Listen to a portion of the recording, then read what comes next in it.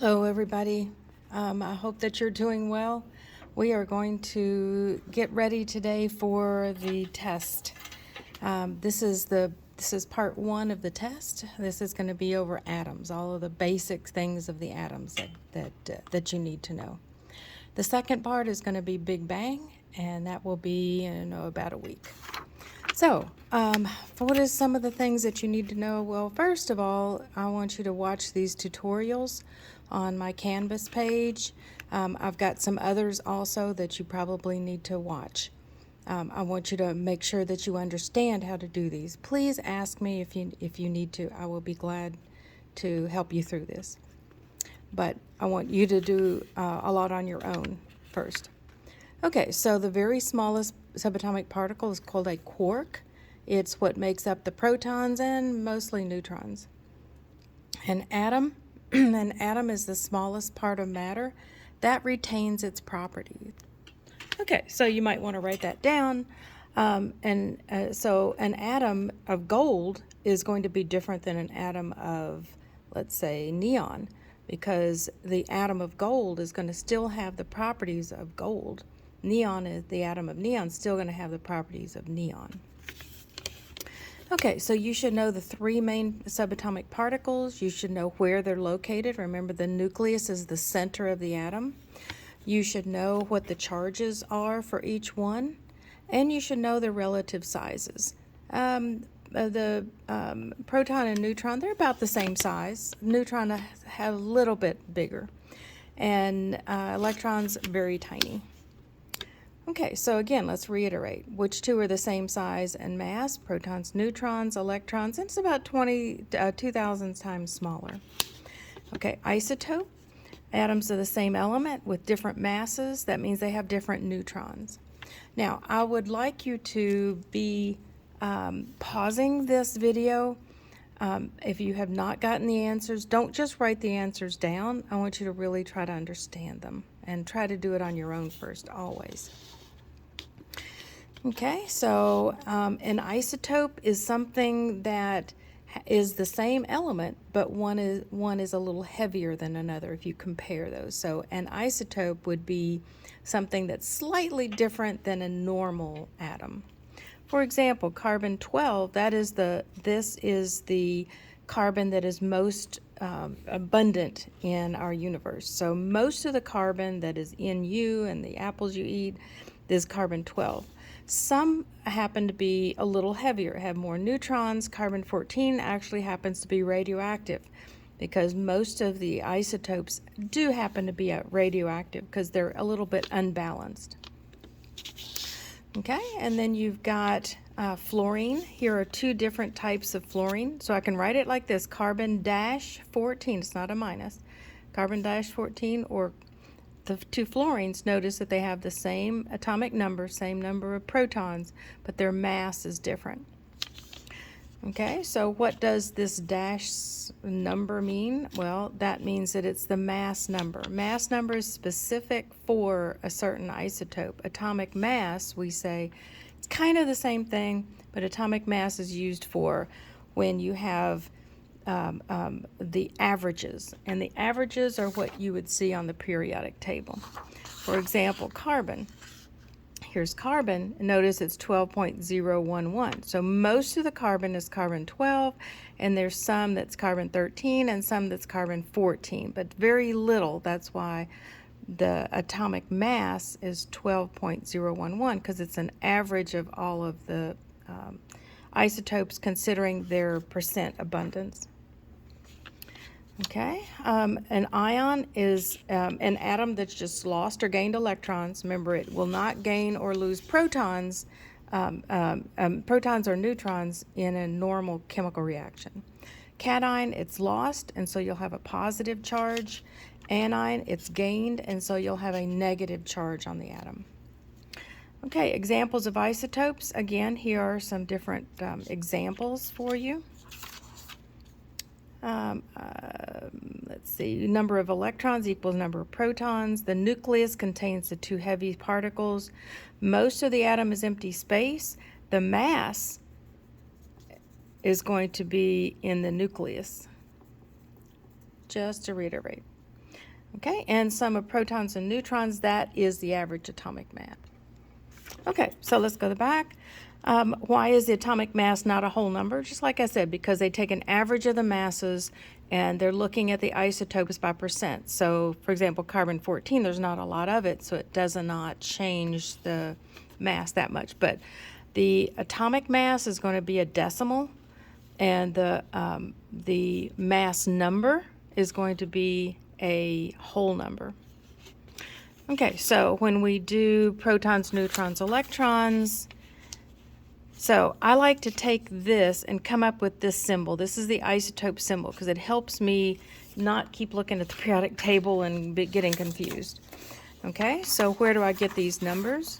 If you'll see here, calcium, you've got 40.078. Let's round that to a whole number. That's where I get this 40 from. Okay, 20 is going to be the atomic atomic number. Some periodic tables have these switched. You just have to know that the mass is the one that's a decimal. The whole number is going to be the number of protons. And so in the isotope symbol, we put it backwards from what's on our periodic table. Mass at the top, larger number at the top. So protons, I can see immediately it's 20. Electrons is 20 because it doesn't say it's an ion, doesn't say I have a charge. And then the neutrons, I'm going to subtract these two numbers, and I want you to show your work.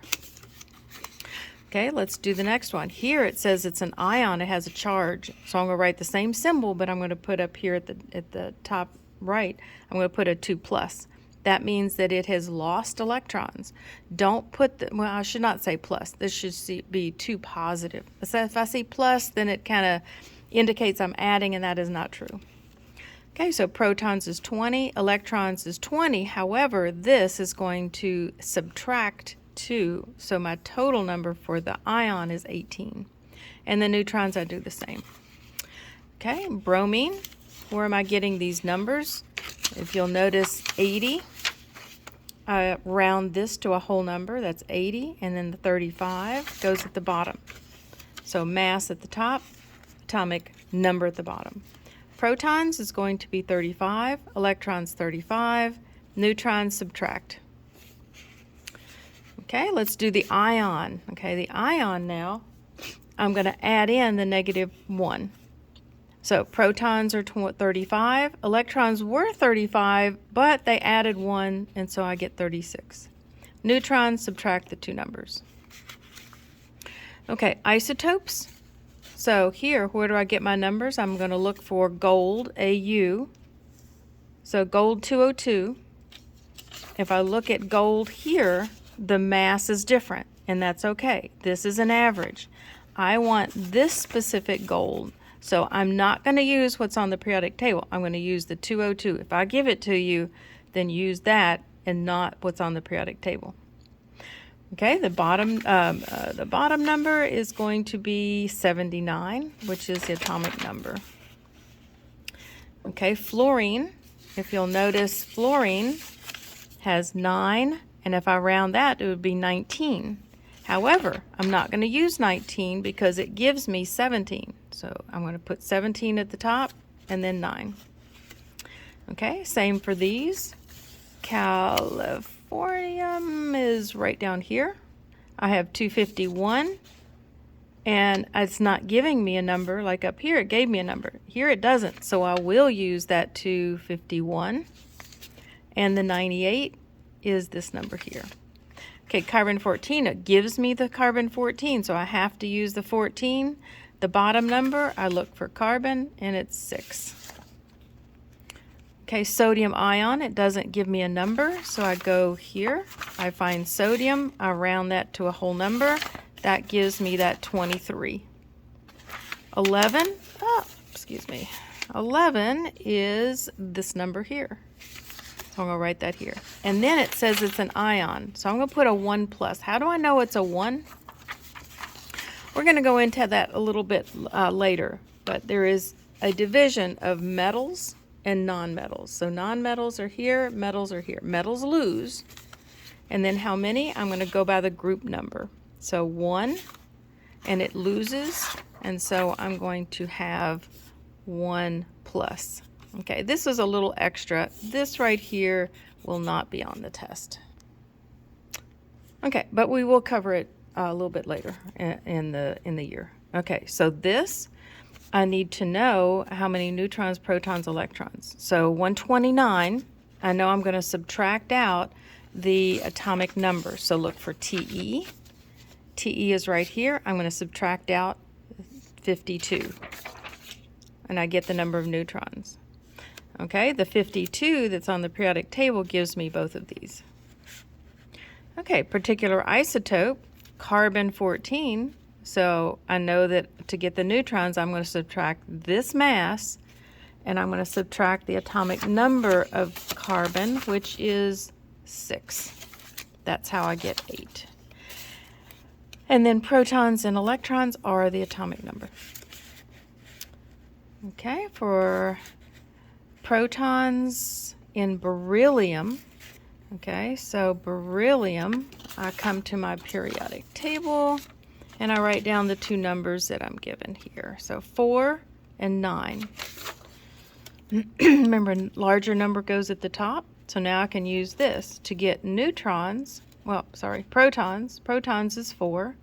Neutrons, subtract the two numbers, and then electrons is 4. Okay, Bohr model. If you are not familiar with the Bohr model, this usually is covered in middle school. So I would like you to go and watch the video on Bohr model if you are not sure how to do this. Okay, I'm going to give you a little crash course. These are the numbers that you need to know. Actually, you don't need to know this. If you can memorize 2, 8, 18. So that is the sequence of electrons. So what I have here, I've gotten the mass off the periodic table. I've gotten the atomic number for antimony. SB is antimony, and it is right here on the periodic table. What I'm interested in, I don't care about the nucleus, doesn't ask me that. Okay, so I don't have to do protons or neutrons. I'm focusing only on electrons. Okay, so I have a total of 51 electrons, so I'm going to map those out. So I'm going to do 2, and then 8, because I'm following this sequence. I'm going to put 2 electrons in the first electron cloud or energy level. I'm going to put 8 in the next, and I'm going to put 18 in the next. Okay, let's add those up and see how much. Okay, so if we add all these together, we're going to get 28. Okay, so I see that to get 51, I still have more to go. Okay, so let's try putting another 18. So I'm going to add 28 plus 18, that gives me 46. I kind of like to write these numbers down here so I keep track. Okay, so if I take 46 electrons that I've already written out, how many do I need to get to 51? Okay, so I'm going to need 5, and so 5 is the number that goes in the last level. Okay, the last level cannot have more than 8 valence electrons. We call these valence electrons. There's a one on the outside of the atom. Okay, I will show you later in another unit how to, why we need to know this, because this is how atoms react with each other. Okay, so cesium, I'm going to find cesium right here. I'm going to write the two numbers down, 55 and 133. Okay, and then I'm going to have 55. That is the number of electrons. So again, I'm going to start out with 2, 8, 18. Okay, now I can repeat 18. I can't have more than 8 on the last level. So if I have 9 here, I'm going to have to split them up. So my magic numbers are 2, 8, and 18. Well, actually 8 and 18. So if magic number 8 in this case, and then I put 1 on the last level. So I'm going to split the 9 up. I cannot put 4 and 5. I can't do whatever I want. I have to use these numbers. Okay, so now I've got P. So I've got 15. So I'm going to put 2, 8, and then the rest go on the last level. If it's a 3, okay, please change this on yours. It is a P -3, not +3. So that means it has gained, and so I'm going to gain 3. So instead of 5, I'm going to put 8. And make sure you write this down right here. Okay, let's finish up the sheet. Okay, so here I have calcium, and I have the calcium and then the ion. The calcium, I've got 20 electrons, so 2 plus 8, and then plus 10, that would give me 20, but I can't do that. I have to split it up. So use my magic number 8 and put the rest on another level. Here I've got 2 positive, and that means that it's lost 2, and so it's got 2, 8, and remember I can't put 10 here, so I'd have 8 and 2. If it lost 2, then I get rid of these right here, and so I would have nothing on that 4th level. And here, just make sure that you understand all these definitions, and please ask me if you have any other questions. All right, see you next time.